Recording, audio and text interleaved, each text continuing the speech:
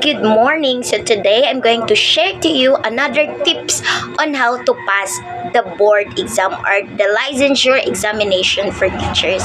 So this is the part 2. So I have made a video part 1 for the preparation. So I hope you watch it if you like. Maybe you can get something, you can learn something from the tips that I have shared. So today I'm going to share 7 tips on how to pass the board examination. This is during the exam, yung time na po na examination day na po. But before that, gusto ko lang pong i-share, dapat po, before the examination, actually a month prior, dapat po prepare na po lahat ng mga gagamitin nyo, yung damit nyo, yung shoes na gagamitin, yung slacks, or yung mga requirements, dapat po prepare na po para po wala na kayong iisipin. So, you may watch videos kung ano yung dapat na dadalhin, lahat po na ganun. Ako po, I'm an unvaccinated taker, pero nabasa ko po dun sa mga requirements during yung mga requirements na binigay ng PRC, hindi naman po required na vaccinated ka or ganun. So, talaga inisip ko, okay ako nito. So, nanonood din po ako ng mga videos kung ano yung mga beliefs na yung pwedeng gawin before examination. Actually, hindi ko po yung ginagawa, tulad ng pagsusuot ng red na red na mga panties, or pagputol ng lapis after the examination, or pagtadyak na mga upuan. Anything, hindi ko po yung ginagawa. So maybe sa iba nakakatulong, but for me, ay hindi ko yung ginawa kasi pagpili ko po yun. Pero kung gusto nyong gawin, it's up to you, okay? So ngayon, sasabihin ko po sa inyo yung 7 tips during the examination day. Okay, nagpunta kami sa Tacloban kasi yung examination namin. So Friday pa lang, so nagstay na kami doon. So may nagpa-stay sa amin doon. Thankful kami kasi mababait po sila. So first is, on Friday night, we go to church. So, isa po akong Seventh-day Adventist. So, sa mga hindi din po Seventh-day Adventist, or even you're a Catholic or kahit anong religion nyo po, much better o pinaka the best na magpunta po talaga tayo sa church kasi doon tayo makakuha ng strength. So, we go to church, and on Saturday we go to church, at meron po kami dong united prayer, lahat po na magte-take na exam, nagpray po kami, nagkaisa po kaming nagpray, at saka super blessed kasi madami kayo ma-learn at nakakatulong talaga siya. Kasi that time, alam nyo kasi ma-feel yung kaya ko ba talaga, parang ganun. Pero through the prayer, yun po ang nagbibigay ng strength sa inyo. At saka po, doon sa church din po is may mga nagbibigay din po ng advice kung paano namin i-take yung let, ano yung gagawin namin. So yun, nakakatulong talaga siya. So tip number 1, go to church. Okay? Punta talaga sa church. Number 2, sleep enough. You should have enough sleep. Actually, sasabihin ko yan sa inyo, pero hindi ko yan nagawa. Pero kailangan talagang matulog talaga ng saktong oras. Sa akin po, parang 1 hour lang po talaga akong natulog noon, feel ko. Pero I know it's not good. Pero dapat talaga matulog tayo sa tamang oras kasi nakakatulong yun para yung pagdating na sa examination, pag sagot mo is alam mo, parang ganun. Kailangan matulog tayo ng saktong oras. Pangatlo is kain po tayo in the morning. Mostly kasi sasabihin na, hindi na kami nakakain dahil sa takot namin kasi exam na. Pero sa side po namin, sa mga kasama kong mga classmate na nagtitake, kasi maaga kaming nagising, like 3 or 4 in the morning. So nagluto kami, kumain, pero before pa niyan, talagang nag-iyakan kami todo na papasama kami, pero kiniklaim namin yung promise ni God na talagang tutulungan niya kami. Alam niyo po, after noon, umiyak kami, super iyak kami, nag-iyak before namin kumain, pero nakatulong yun kasi nakakagaan po ng feelings. So kain po, hindi pwedeng hindi kakain, kailangan busog. Okay, number 4, kailangan maaga tayo doon kasi super taas ng pila. Alam nyo, nakapunta kami doon sa school, sa San Jose yata, yung sa San Jose, yes. Pagdating namin doon, maaga kami, like, wala pang 5 yata, nandun na kami, pero super taas ng pila, grabing taas ng pila. So, di ba, kailangan kumain talaga. Pagdating nyo po doon, so dapat, i-feel nyo po na this is it.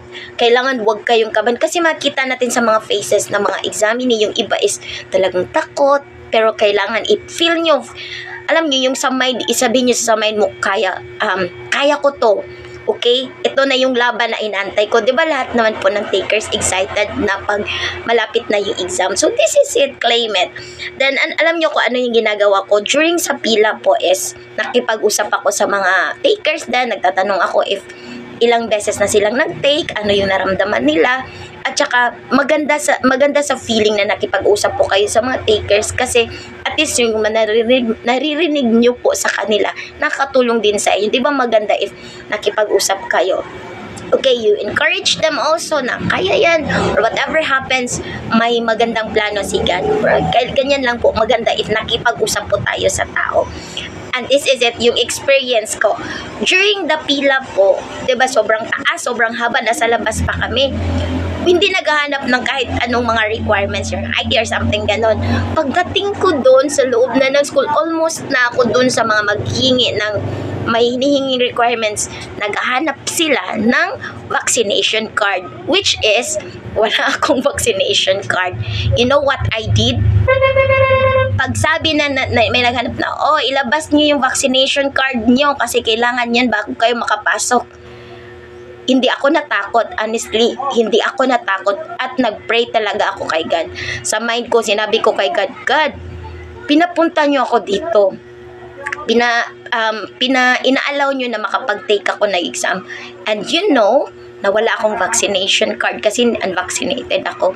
Ano yung gagawin ko? So, binibigay ko po yung trust doon kay God. At alam nyo, in just a minute, super galing, super powerful ni God.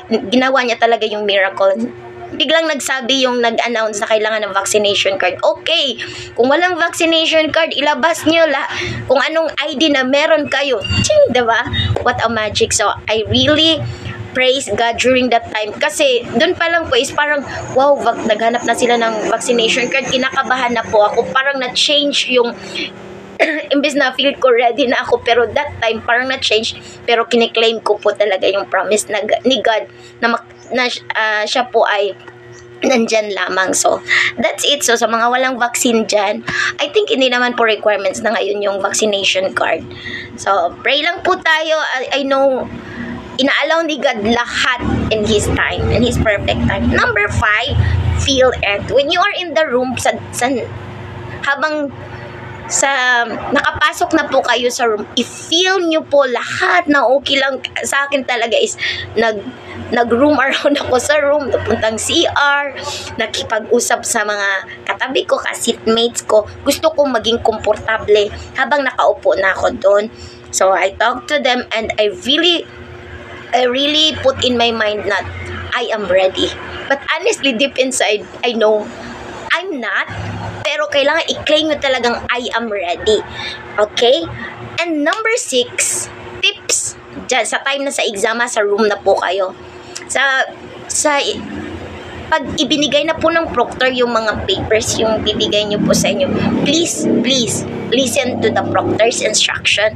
Minsan po kasi madaming nagkakamali. I don't know if included po yan sa points, pero kailangan po makinig po tayo sa mga instruction kasi yan po yung, I think, hindi maganda if yung papel na inaano natin, tawag nun, scan through, is parang ang tawag nito, meron po tayong mga mali. It's not good. So, kailangan listen lang po tayo sa proctor, yung mga instruction na, I know clear naman po yung instruction nila. Makinig lang po tayo. So, I'm so happy yung proctor naming dalawa, super mababait. Okay, so room number 18, I think, room number 18 sa San Jose. I don't know if naalala kami. Okay, number 7. Okay, ito na yung tips. Number 7. Nandyan na po yung test question, yung mga question. Hindi ko po siya sinagutan agad. I prayed super hard. And I told God, you know what, ano yung sinabi ko kay God? Lord, this battle isn't mine. It is yours. Okay? Huwag nating isipin na tayo yung sasagot. Actually, hindi ko talaga siya, alam kong nag-study ako, nag-review ako, pero it's not enough. Everything I claim and I believe na si God lang po talaga yung mag-answer noon. So, after kong mag-pray, ayun, kiniklaim ko na din, I keep on answering, focus lang. Okay, I have special tips to those na gustong malaman kung ano talaga yung pwedeng gawin. Focus and never mind the background. So during the examination, actually sa Gen Ed, natapos ko siya on time. Kasi before pa lang the exam ay sinabi ko sa sarili ko na, okay, kailangan tapusin ko talaga yung time. Hindi ko siya sasayangin yung every minute na kailangan ubusin ko siya. So sa Gen Ed, okay, natapos ko siya. So happy ako, okay. Ano yung kinain ko during the exam pala? I eat apple. Kahit napuyat ako, super awake ako that time. Believe me, apple, maganda siya. Okay, pero ito yung sad part. Kasi doon sa proof ed, sa last na po, alam nyo, okay yung pagsagot ko doon. Pero yung problema is that, nung last, sa proof ed, yung iba na tapos nila yung exam like an hour only, di ba 3 hours yun? Yung iba 1 oras, yung iba 1.5 hour, 2 hours. Dun pa lang is yung paglingon ko is wala na yung mga estudyante. Parang super kinabahan ako. Parang nag-shake na talaga ako. Oh my gosh. Tapos di pa ako tapos nagsagot. Actually, meron na akong sagot. Pero gusto ko siyang i-rationalize. Pero di ko siya, parang ng time na super nanginig na talaga ako. So, dapat po talaga, di kayo matakot kahit na kayo na lang natira. Yung problema lang po sa akin is hindi ako nakapag-ask sa proctor. Kasi during the exam or during the preparation actually, nawala po yung boses ko sa super siguro stress. So wala akong boses, hindi ako nakapag-ask sa proctor kung ilang minutes na lang yung natira. Alam mo, shade na lang ako ng shade. At think yung sure na answer ko 80, tas yung iba hindi na yun sure. So super kinabahan na talaga ako. So nung pinasa ko na po yung papel ko, kasi after yung sa time sa amin is yung nakapagpasa ni sobrang ingay na talaga nila, as in I hope sa yung magte-take yung after nila mag-exam, huwag na mo kayong masyadong maingay kasi yung iba nagsasagot pa.